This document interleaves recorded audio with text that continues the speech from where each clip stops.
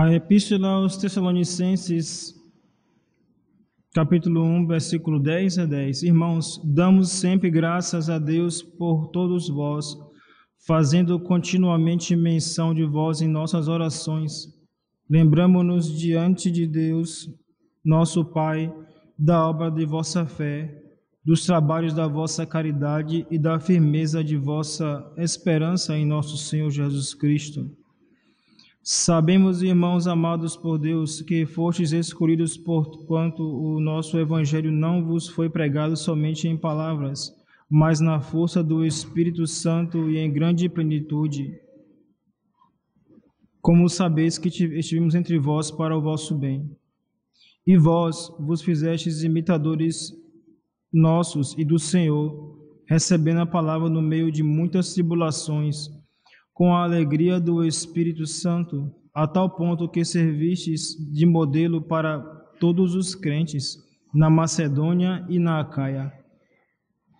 Porque entre vós não só a palavra do Senhor se divulgou na Macedônia e na Acaia, como ainda a vossa fé em Deus correu por toda parte, de modo que não nos é necessário dizer coisa alguma, uma vez que eles mesmos contam qual acolhimento que tivemos entre vós e como vos convertestes dos ídolos para Deus, para servir ao Deus vivo e verdadeiro, e para esperardes do céu o seu Filho Jesus Cristo, a quem ressuscitou dentre os mortos, que nos livrou da ira futura. Evangelho segundo São Mateus, capítulo 13, versículos 31 e 35. Naquele tempo, propôs Jesus ao povo esta parábola. O reino dos céus é semelhante a um grão de mostarda que um homem tomou e semeou em seu campo. Este grão é, em verdade, a menor de todas as sementes, mas depois de crescida é a maior de todas as hortaliças e chega a tornar-se uma árvore, de maneira que as aves do céu se vêm aninhar entre os seus ramos. Disse-lhes ainda outra parábola: o reino dos céus é semelhante ao fermento que uma mulher toma e mistura em 3 medidas de farinha, até que toda ela fique levedada. Todas estas coisas disse Jesus ao povo em parábolas, e não lhes falava senão em parábolas, para que se cumprisse o que estava escrito pelo profeta. Abrirei em parábolas os meus lábios e publicarei coisas ocultas desde a criação do mundo. Podem sentar-se.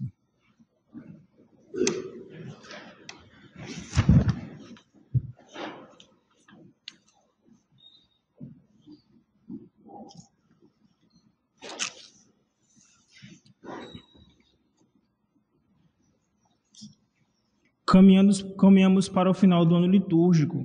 Hoje, sexto domingo depois da Epifania, o próximo será o último domingo do ciclo de Pentecostes, dos domingos depois de Pentecostes. Encerra no próximo domingo. De hoje a 15 é o primeiro domingo do Advento, começando o ano litúrgico.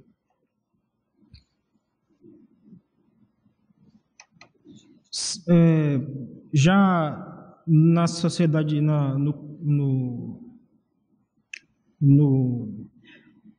entre os civis, já se pensa, já se vêem as ruas enfeitadas, com luzes, com cores, pensando já no Natal. E isso não é mal, não. Alguns até ficam um pouco incomodados, mas isso não é mal, não. Isso é bom, porque fica claro para toda a sociedade civil que há um momento importante ali, né, a comemorar. Há uma festa importantíssima, que é o nascimento de nosso Senhor Jesus Cristo no templo.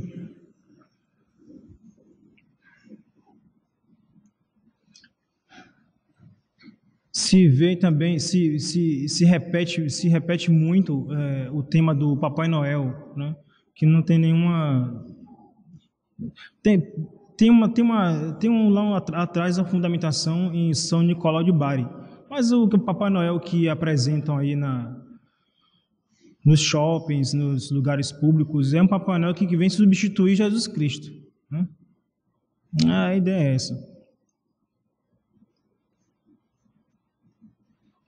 E se levam as crianças para poder ver o Papai Noel. É ridículo isso, né? Enganando as crianças. Não se engana a criança. Não se engana a criança. Não façam isso. Papai Noel não existe. Quem traz os presentes, quem dá à criança o conforto, é o pai e a mãe. É o lar católico, né? E vamos, como segundo a máxima de São Inácio de Loyola, agir é contra. Vamos então agir contra. Vamos preparar as crianças para o Natal. Então, logo mais algumas semanas estaremos com o nosso presépio já montado e então já se deve, para lembrar, a imagem é para isso, para lembrar a gruta diante de Belém, nosso Senhor Jesus Cristo, a criança, o nosso Senhor Jesus Cristo recém-nascido, né? Então, que todos aqueles que estão responsáveis, que têm crianças ao seu redor, responsável por elas, e a si mesmo também, prepare o que chama de tesouro espiritual. É o presente que as crianças vão dar a Nosso Senhor no Natal. Podem preparar um papelzinho ali, né? E escreve ali, a partir da próximo... A partir de agora já pode ser feito. Pode preparar um papelzinho ali e a criança vai anotando ali, ou alguém anota para ela as Ave Marias, o Pai Nosso, os rosários que se rezaram, que a criança rezou e que pode ser ali registrado no papel. E esse papelzinho vai ser entregue a Nosso Senhor, ao Menino Jesus no Natal. Esse sim é o presente que as crianças vão dar a Nosso Senhor no Natal. É um costume antigo esse, muito bom. E a criança, e ensine também que elas façam um pedido ao Menino Jesus. Toda essa piedade católica que as mães, né, sempre souberam colocar no coração das crianças, né? Todos nós lembramos de nossas mães que nos falavam do Menino Jesus, ou nos contavam as histórias do presépio, todos lembram disso, né? Então, que se ensine, que se prepare as crianças para o Natal, fazendo-as elencar ali o tesouro espiritual, que elas vão entregar no presépio. Não precisa colocar o nome, não precisa nada disso.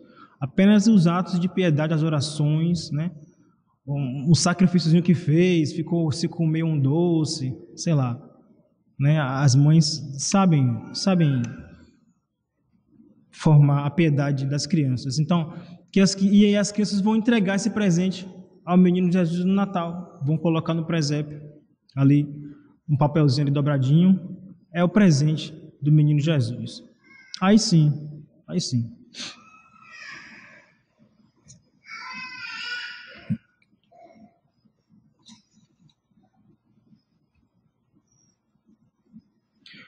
A primeira leitura, Nosso Senhor fala, a primeira leitura, São Paulo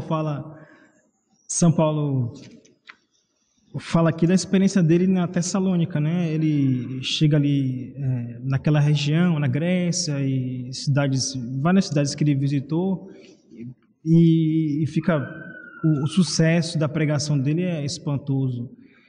E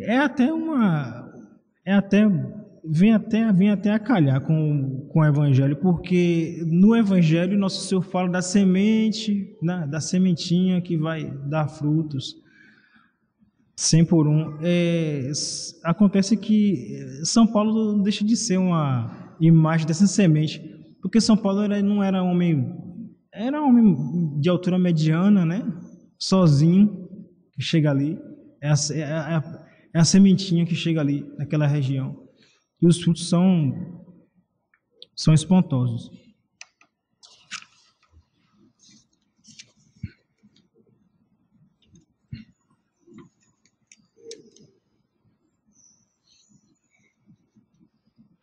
Lembramos-nos diante de Deus, nosso Pai, da obra de vossa fé, dos trabalhos de vossa caridade e da firmeza de vossa esperança em nosso Senhor Jesus Cristo.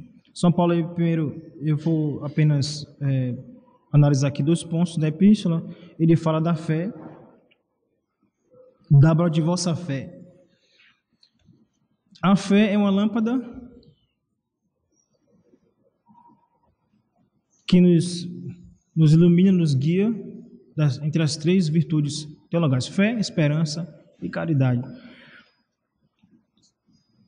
Precisamos essa fé que deve nos guiar o tempo todo, e ela vai e consequentemente deveremos viver conforme a fé. E viver conforme a fé supõe a prática das virtudes, do sacrifício. Não é difícil entender isso. Nós religiosos, em nossos mosteiros, vós fiéis no mundo, é preciso viver conforme a fé católica.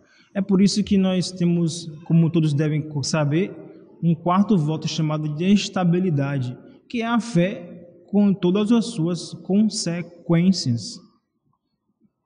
Também vós devereis viver a fé com todas as suas consequências. Eu me lembro que eu conversando com um católico dos nossos, estava bem doente, mas ele estava tão disposto, para a doença, e ele dizia: é a fé, padre, é a fé. É a fé que me sustenta. Sim. Por falta de fé é que o mundo hoje está entregue ao suicídio, ao desespero, e entregue nas mãos dos psicólogos, que muitas vezes estão mais doentes do que os próprios pacientes. Verdade que eu não vou jogar pedra em todos, não. Há alguns psicólogos que vêm ajudando, mas é quase que enxugar gelo, porque se na sociedade civil faltou a fé, tudo vai por água abaixo, E é esse mundo da revolução que o demônio queria, que o demônio tanto queria. Mas ele é um perdedor, ele não vai ganhar, não.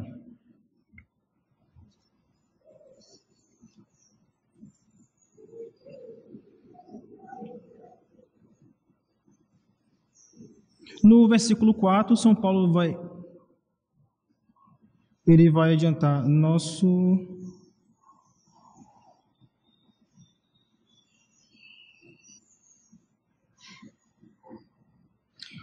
porquanto o nosso evangelho não vos foi pregado somente em palavras, mas na força do Espírito Santo e em grande plenitude, como sabeis que estivemos entre vós para o vosso bem. Aqueles fiéis daquela região reconheceram ali a força do evangelho pelo poder do apóstolo, e porque ele estava cheio do Espírito Santo e conhecimento do que estava ensinando. Esse impacto que a fé católica causou naqueles fiéis. Então, a maioria deles largaram a religião pagã, os judeus que largaram o judaísmo.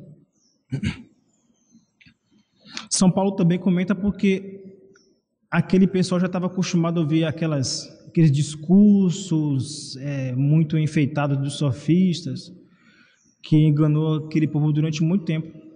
Enquanto que os sofistas estavam por seu interesse próprio, às vezes em troca de dinheiro, ou trabalhando a serviço de alguém também. Então eles viram em São Paulo não aquela imagem dos sofistas, mas o homem de Deus, com conhecimento da doutrina e o poder de Deus, e cheio do Espírito Santo. A fé católica.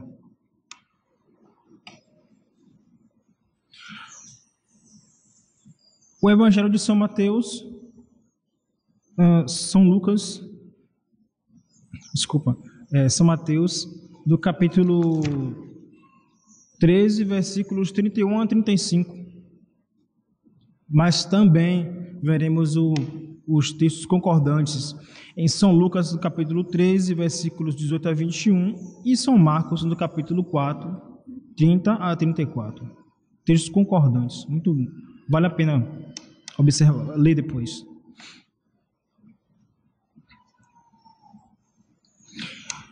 A mostarda é uma semente muito pequena, em torno de 4 milímetros, não mais que isso.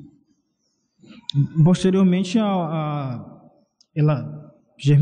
em terra boa, ela vai chegar a 3 ou 4 metros, né? O exemplo é bem interessante. E os pássaros, Nosso Senhor fala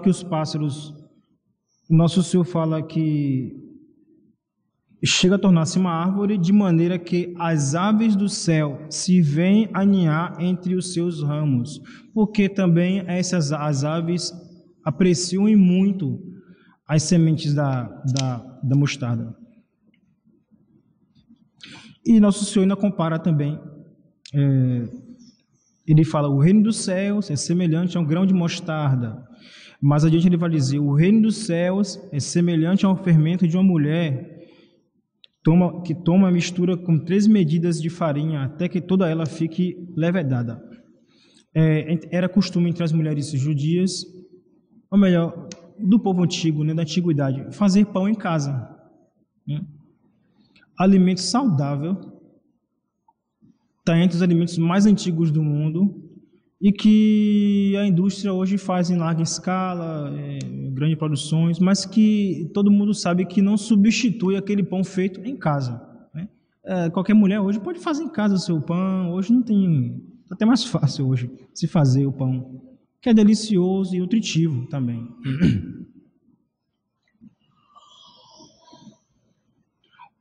Mas o que Nosso Senhor quer chegar o que Nosso Senhor quer afirmar com tudo isso é que a doutrina católica é como um grão de mostarda. O raciocínio é esse. Nosso Senhor compara o reino dos céus é um grão de mostarda. O reino dos céus é como o fermento de uma mulher que coloca em 3 medidas de farinha até que tudo ela fique levedada. O que é isso? Nosso Senhor está falando o quê? Da eficácia da doutrina católica. Quando observamos que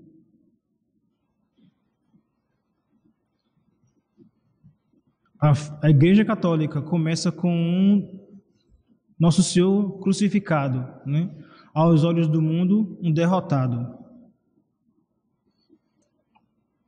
Aos olhos dos pagãos, dos maus, mas não é assim.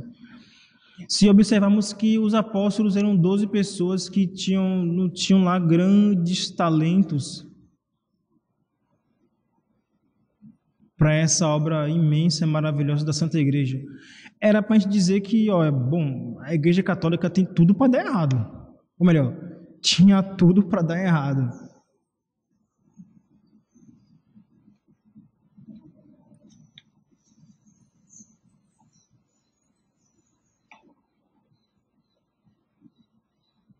Quem acreditaria naquela época numa religião cujo fundador foi morto na cruz? Dificilmente alguém acreditaria. Mas para o espanto dos maus e para a alegria nossa, a Igreja Católica, a fé católica espalhou no mundo como que um lugar assim cheio de combustível, alguém acendesse ali uma faísca e tudo incendiou. Tudo. Os 4 cantos do mundo. Nosso Senhor fala ele compara com o grãozinho de mostarda, quer dizer, tão frágil, tão pequeno. e que produz e vira uma árvore, né, de 3, 4 metros.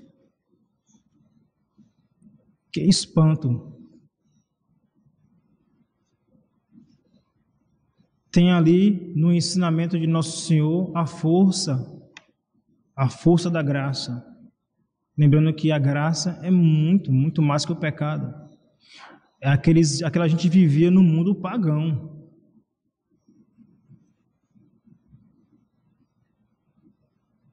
No mundo imoral, no mundo do pecado. Então, a doutrina espalhou mesmo. Há uma tradição de que São Tomé esteve aqui, naquele bairro de Salvador chamado São Tomé de Paripe. Esteve ali. Bem provável, não duvido não. Porque os apóstolos foram pregar em todos os lugares. Nenhum lugar ficou sem pregar o evangelho. Que força espantosa é essa que tem a palavra de Nosso Senhor.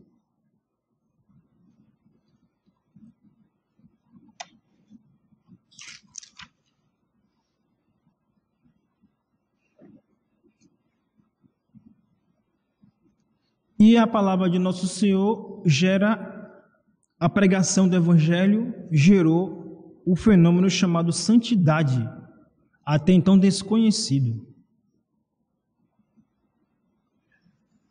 A santidade que a Igreja Católica produz.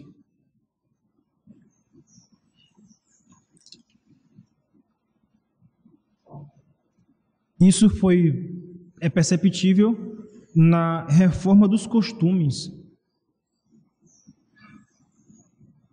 De maneira mais prática, é visto isso na reforma dos costumes, na mudança de vida. Lembrando que todo o arrependimento só é verdadeiro quando ele é acompanhado pela mudança de vida. Entendem? Todo arrependimento, para ser legítimo, deve ser acompanhado pela mudança de vida. O arrependimento não é o tanto que eu chorei, que eu senti uma dor no coração. Tudo isso é bom, gente. Mas o arrependimento é a mudança de vida. Mudou mesmo? Não está arrependido. Essa a força da doutrina de Nosso Senhor. A mudança de vida, a mudança dos corações. A reforma dos costumes.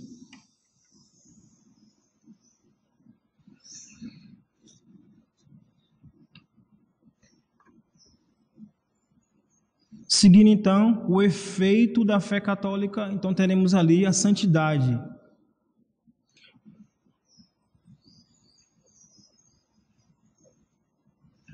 Santo Tomás estabelece 4 pontos importantes na santificação. Primeiro, o homem deve referir tudo a Deus como seu fim, o qual se cumpre quando ordena sua vida ao serviço de Deus. Portanto, tudo o que faz está ordenado a Ele. Dessa maneira, ama o homem a Deus de todo o seu coração. Quando tudo o que ele faz está ordenado ao serviço de Deus. Segundo, o homem deve submeter a Deus seu entendimento, crendo em tudo o que foi revelado. Tudo que Nosso Senhor revelou, a gente devemos acreditar. É a fé católica. Crer em Deus e em tudo que Ele nos revela, tudo que Ele nos ensina.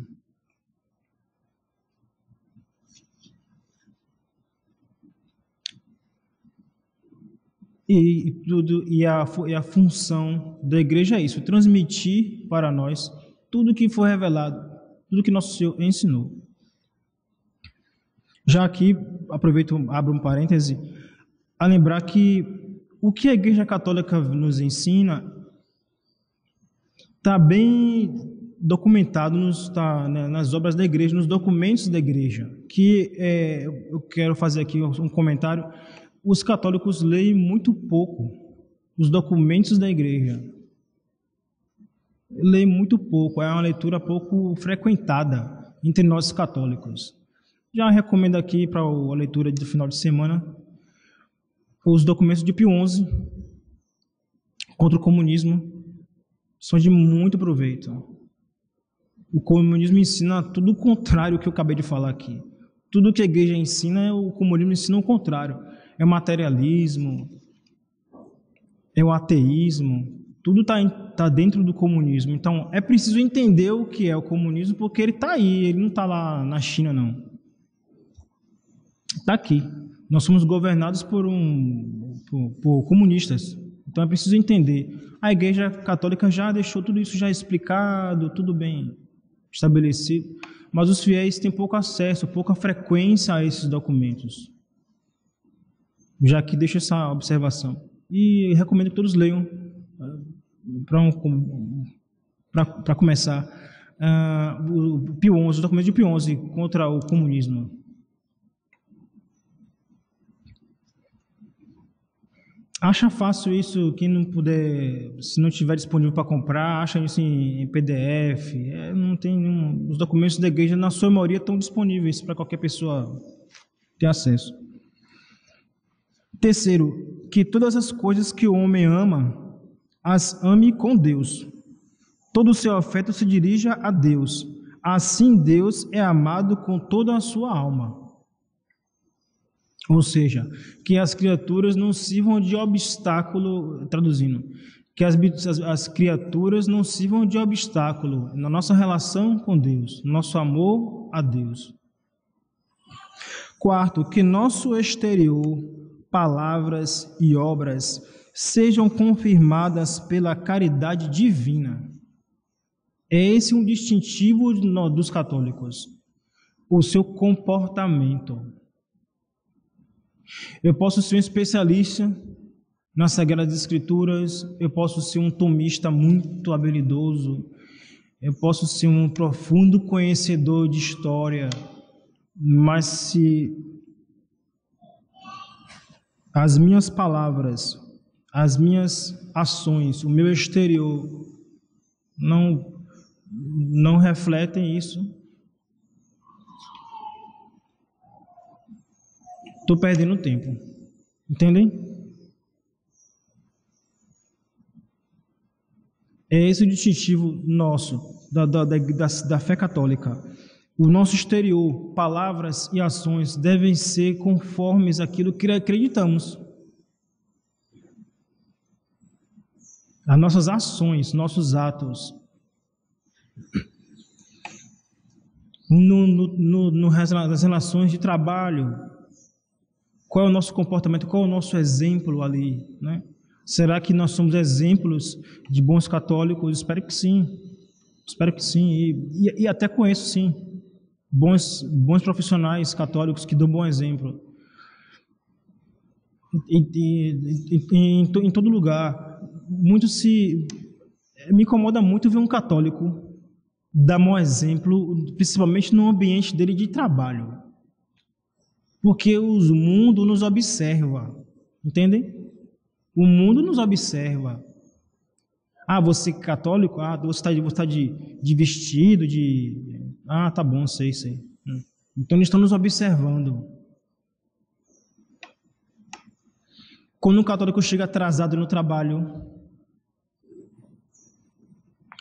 quando um católico vai dormir tarde e vai acordar tarde, quando o católico nas suas relações de trabalho com facilidade se não segue a lei, não segue aquilo que é justo, aquilo que é correto, quando ele dá mau exemplo com as palavras dele, quando ele se aborrece de repente com alguém, fulano é católico, mas ele é muito nervoso. O mundo acha estranho que nós sejamos católicos e nervosos e que dê mau exemplo. O mundo acha isso estranho, entendem? E é estranho mesmo. O católico é aquele que pratica temperança, controla a sua língua. Fulano é católico, mas ele fala mal dos outros. Isso o mundo vê isso. Não se engane, não. Fala mal dos outros, prejudica com a língua, maneira de tratar as pessoas também. Eu já me dói muito isso, ver um católico que às vezes brigou com alguém e tem tempo, não falo com fulano porque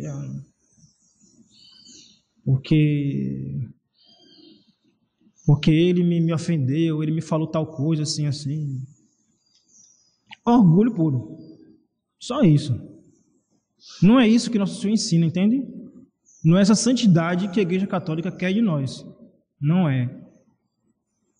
Essa religião é uma religião falsa.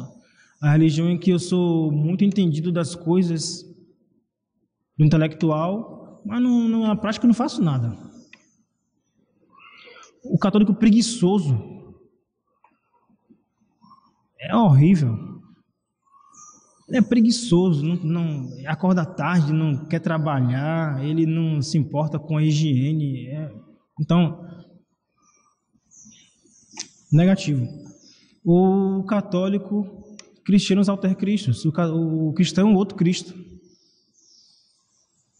Dá bom exemplo. Chegar no trabalho no horário, cumprir suas obrigações. Você não está ganhando, faça a sua parte. Nosso Senhor fala mais. Ele diz que o operário que faz sua obrigação é um operário inútil. Ainda diz assim ainda. Olha que grau de perfeição que nosso Senhor quer de nós. Então, cumpra suas obrigações. As mães de família sejam responsáveis do seu lar, da limpeza do lar, das coisas que são do interesse do seu esposo, das crianças. Tudo isso é santificação. Tudo isso a igreja cobra de nós.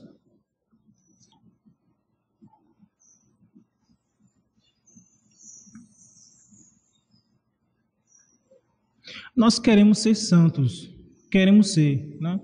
Queremos ser esse fruto dessa mostarda que nosso Senhor fala, né? Que cresce e dá frutos e serve de abrigo para os pássaros, né? Essa coisa maravilhosa, que é a Igreja Católica. Pensamos então a nosso Senhor essa graça, já que nós somos fracos e somos incapazes de, por nossas forças, alcançar o plano de Deus, a realização desse plano de nosso Senhor. Então, peçamos ao nosso Senhor essas graças, que Ele nos dê força, nos dê inteligência, para nós realizarmos as nossas obrigações de Estado, a santidade em nossas vidas. Tudo que eu falei aqui são exemplos pequenos.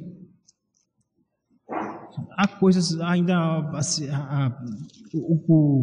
A santidade é coisa imensa e belíssima, muito bonita. A união com nosso Senhor, a renúncia do mundo. Peçamos ao nosso Senhor, então, nessa comunhão de hoje. Hoje nós, pela graça de Deus, vamos receber o corpo de nosso Senhor. A maioria aqui vai receber, confessaram, fizeram sua confissão e querem agora receber o corpo de nosso Senhor. Eu sempre digo, quando forem confessar, pense que vão confessar a última vez na sua vida. Isso ajuda a gente a fazer uma confissão bem feita. Então, eu vou me confessar agora. Então, é a última confissão que eu vou fazer na minha vida. Ajuda para fazer a confissão bem feita.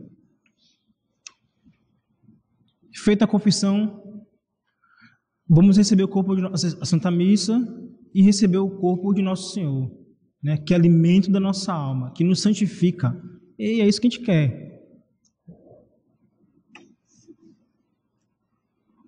O Padre Leonel Franca, no livro dele de espiritualidade, ele fala de 3 coisas que a gente deve pedir a Nossa Senhora na Eucaristia.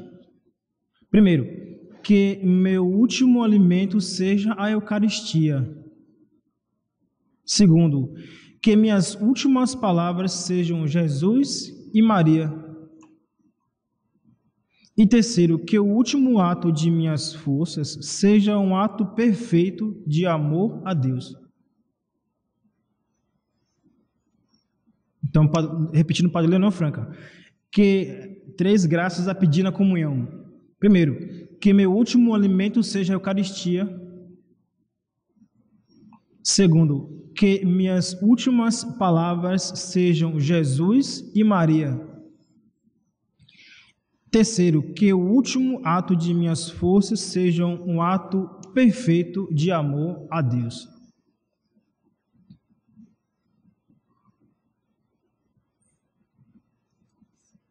Gostaria de terminar nossa reflexão contando a vocês dois fatos da vida dos santos que nos enchem a alma, né? O exemplo dos santos, lembra que eu falei, né? O católico lhe dá um exemplo. São os nossos atos que pesam. Então, dois fatos, duas belas histórias de São Jerásimo, que era um monge que vivia às margens do Rio Jordão, ali perto de Jericó. Ele conta que ele, uma ocasião, ele estava na mata, né? Era monge, né? Foi trabalhar e encontrou um leão ali, com um espinho enfincado na pata. Só que aquele homem tão cheio de Deus, né? O leão não se aborreceu, não. Ficou ali e estendeu a pata, esperando que o santo pudesse socorrê-lo, né? E o santo vai lá e puxou com jeito e tirou o espinho atravessado na pata do leão. E esse leão, conta os monges que moravam com ele, seguiu o santo o resto da vida dele. Como inclusive se era de escolta, né? Quando o santo ia para viajar para algum lugar distante, o leão ia também para tomar conta do santo, para ninguém mexer com ele. O santo depois morreu e os monges contam que o leão ficou ali em cima da sepultura dele durante dias, até morrer também. E foi enterrado depois, junto com o santo. Que perfume é esse que a santidade produz, né? Que os animais percebem também. Lembra do lobo de Gúbio, né? Que o santo São Francisco vai lá e chama a atenção dele, né? Que ele tinha feito prejuízo lá na casa do pessoal, ele atacava os rebanhos das ovelhas e atacava a cidade. E o santo vai lá e reclama com ele. E olha, a partir de hoje, todo mundo vai lhe trazer alimento, certo? E o senhor, irmão lobo, não vai mais fazer prejuízo aqui, não. E o lobo obedeceu. E estendeu a pata dele como um sinal de compromisso, né? E o santo tocou na pata dele. É uma bela história, né? Das tantas histórias de São Francisco.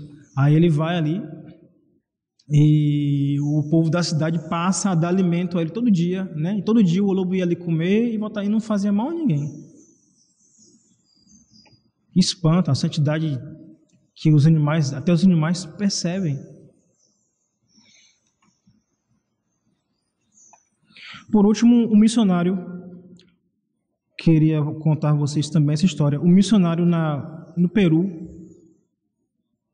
provavelmente um redentorista, eles são muito devotos de Nossa Senhora do Perpétuo Socorro, estava pregando na igreja e ensinando ao povo: meus irmãos, a devoção a Nossa Senhora do Perpétuo Socorro, qualquer graça que os senhores quiserem, podem alcançar. E, de fato, a devoção é originária de um quadro de Nossa Senhora do Perpétuo Socorro, lá em Roma, que oportunamente eu posso contar-lhes. E os redentoristas sempre foram foram os grandes pregadores da devoção a Nossa Senhora do Perpétuo Socorro. Só que, naquela cidade onde ele estava, havia ali perigo de várias pessoas chamaram a atenção do santo a que ele não fosse mais ali, porque estavam planejando a morte dele. Como a pregação dele fez muito sucesso, muita conversão, então a maçonaria, os inimigos que moravam ali, planejaram a morte dele. e chamaram a atenção do santo que ele não fosse mais, porque ele corria risco, a vida dele corria risco. Só que enquanto ele pregava naquele dia, ele observou que tinha um rapaz que ele estava encostado assim na parede do canto assim da igreja, e esse rapaz com a cabeça baixa lá, todo triste, e não fala, nem sentava, não falava nada, só ficava lá em pé. O santo pregando e observando aquele rapaz ali em pé, de maneira estranha. E ele começou a suspeitar que é aquele rapaz que teria sido talvez contratado, né, pela maçonaria para matar o santo. Na pregação, ele falou que Nossa Senhora do Perpétuo Socorro, ele fez um desafio, né? Que o pecador que rezasse 3 Ave-Marias a Nossa Senhora do Perpétuo Socorro não faria má confissão, faria uma boa confissão. Qualquer pecador, ele fez esse desafio do altar, né?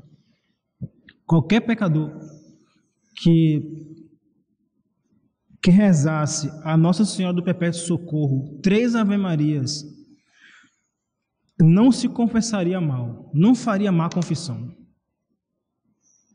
Que é comum, né? Os pecadores vão na confissão, esconde uma coisa, esconde outra, volta pior que estava.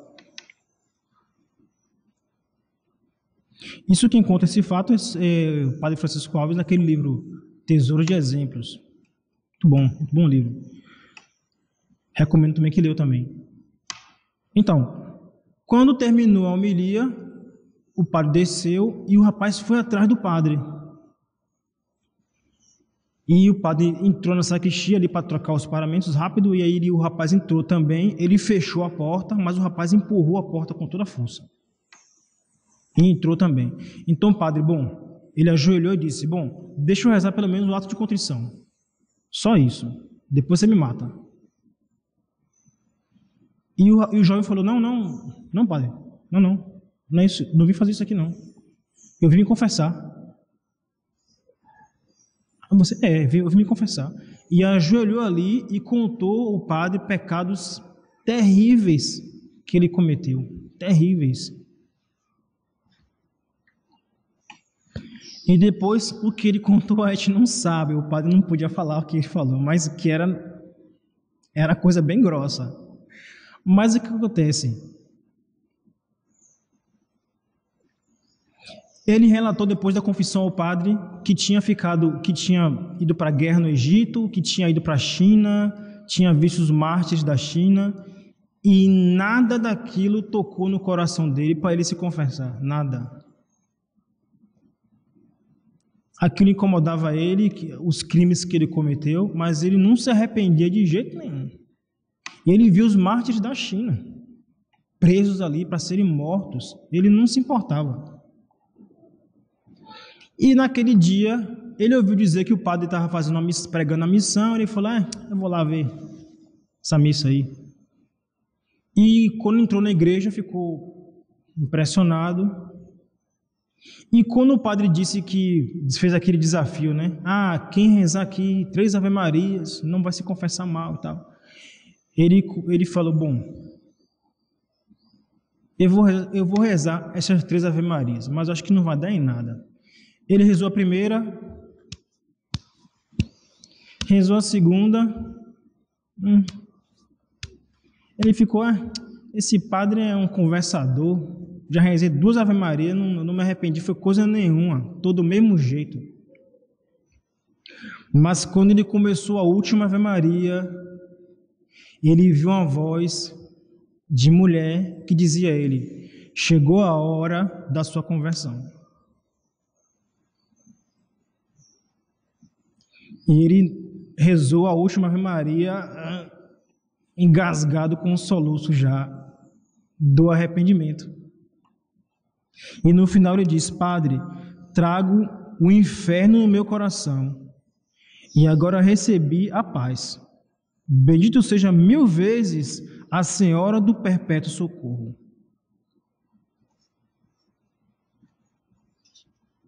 O segredo da santidade quem é? A Santíssima Virgem, nosso exemplo, e para nós o socorro. Para aqueles que rezam o Santo Rosário, que felizmente imagino que a totalidade de vocês, São Luís Grande de Montfort nos garante que o Rosário é o sinal dos predestinados. Louvado seja nosso Senhor Jesus Cristo.